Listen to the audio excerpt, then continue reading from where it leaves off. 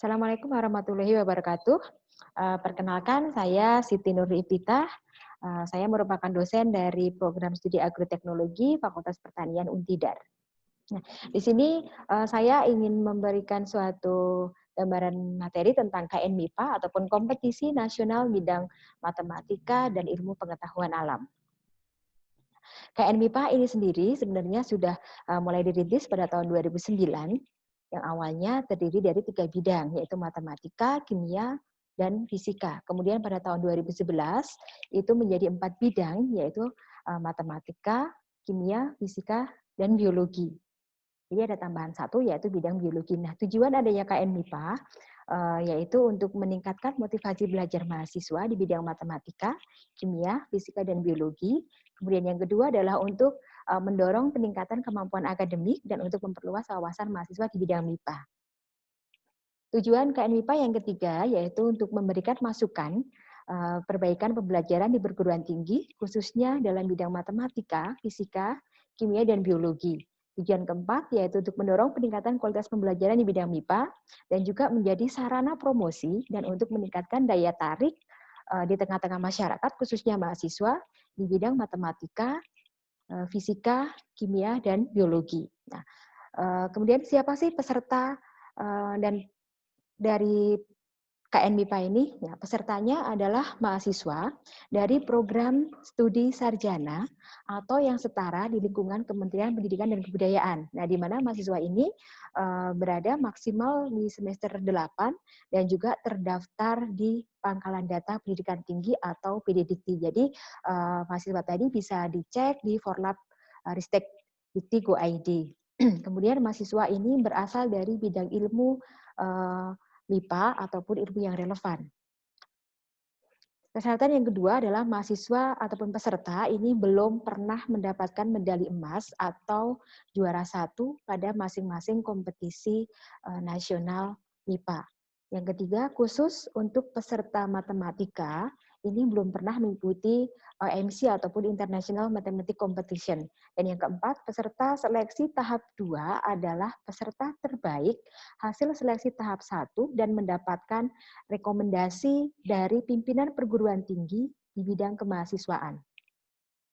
Kemudian proses seleksi. Proses seleksi dari KN MIPA ini tahap awal atau tahap 0, yaitu merupakan proses seleksi di tingkat fakultas, di mana nanti akan dipilih 3 peserta terbaik dari masing-masing bidang, ya, dari masing-masing ataupun dari setiap prodi ataupun setiap jurusan, yang nantinya peserta ini akan dilakukan seleksi ke tahap 1 ataupun di tingkat universitas. Nah, sebelum peserta tadi masuk ke tahap 1, biasanya peserta yang sudah lolos di tingkat prodi ataupun tingkat fakultas itu akan kita berikan pendampingan di tingkat fakultas oleh dosen pendamping untuk membekali ataupun untuk melatih mahasiswa di bidang KN MIPA ini. Nah, kemudian diseleksi di tahap 1, yaitu di tingkat universitas, itu nanti akan dipilih 6 terbaik dari setiap bidang untuk dapat dilanjutkan ke seleksi di tahap 2. Dan untuk seleksi di tahap 1 di tahun 2020 ini nanti akan diambil 3 peserta terbaik. Untuk seleksi tahap 2, yaitu di tingkat regional ataupun di tingkat LLBT atau Lembaga Layanan Pendidikan Tinggi, nanti dipilih 64 terbaik dari setiap bidang dari 14 LLBT yang ada di Indonesia. Dan itu nanti di tahun 2020 ini beda dengan tahun-tahun sebelumnya. Jadi kalau biasanya itu kita akan regional itu di suatu universitas yang sudah ditentukan, tapi untuk tahun 2020 ini dilakukan secara CBT ataupun komputer based test. Kemudian tahap ketiga yaitu tingkat nasional, nanti akan dipilih 20 peserta terbaik dari setiap bidang, di mana nanti dari juara tadi akan mendapatkan ataupun akan dipilih 3 peraih medali emas, kemudian 5 peraih medali perak, 7 peraih medali perunggu, dan 3 honorable mention.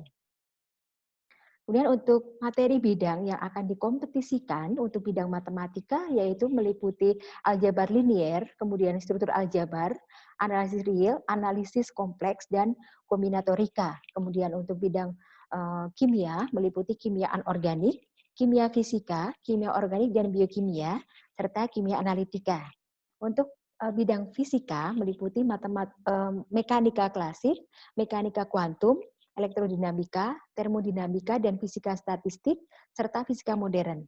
Kemudian untuk bidang biologi, memang ada beberapa hal yang perlu dipelajari, jadi ada banyak sekali nih. Contohnya seperti biologi sel, kemudian genetika, biologi molekuler, bioinformatika, dan bioteknologi, kemudian fisiologi dan metabolisme, kemudian pertumbuhan, kemudian tentang perkembangan, bagaimana reproduksi, bagaimana perilaku, kemudian tentang keanekaragaman hayati, tentang ekologi, tentang evolusi, dan lain sebagainya.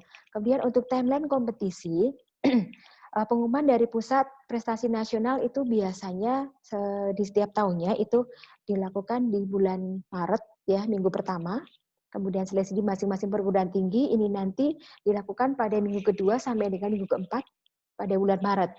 Nah, kemudian untuk seleksi di tingkat regional ataupun di tingkat LLDT ini biasanya dilakukan pada minggu ketiga di bulan April. Nah, setelah seleksi dari tingkat LLDT ataupun tingkat regional itu nanti masuk ke seleksi di tingkat nasional, di mana seleksi tingkat nasional ini nanti akan dilaksanakan pada minggu kedua di bulan Juni. Nah, pada seleksi tingkat nasional ini nanti akan didapatkan peserta terbaik dari 3 bidang, dari 4 bidang, tapi yang tiga bidang itu sudah cukup sampai di tingkat nasional. Sedangkan untuk matematika itu masih berlanjut untuk masuk atau mengikuti ke seleksi IMC ataupun International Mathematics Competition. Kemudian alokasi waktu untuk kompetisi ataupun untuk ujian ataupun kompetisi ONMIPA ini di tingkat 1 itu dilaksanakan 1 hari dengan durasi 120 menit untuk masing-masing bidang. Kemudian tingkat 2, 2 hari dengan durasi masing-masing sesi 180 menit. Kemudian di tingkat 3 itu dilakukan selama 2 hari ataupun 2 sesi dengan durasi masing-masing 120 menit.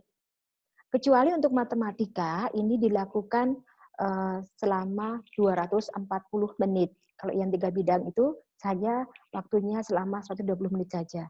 Nah, kemudian strategi yang dilakukan di tingkat universitas maupun tingkat fakultas untuk menghadapi KNIPA ini adalah yang pertama dilakukan dengan cara penjaringan minat bakat.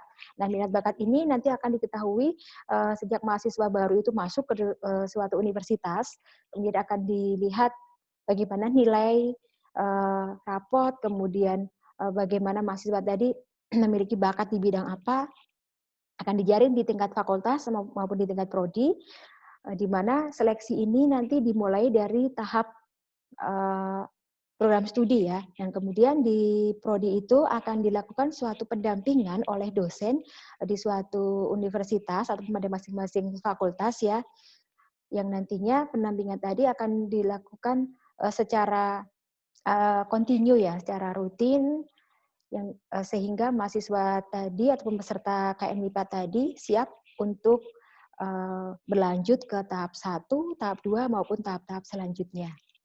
Nah, demikian materi ataupun sedikit informasi tentang KNMIPA. Semoga bermanfaat. Saya Eri, Assalamualaikum warahmatullahi wabarakatuh.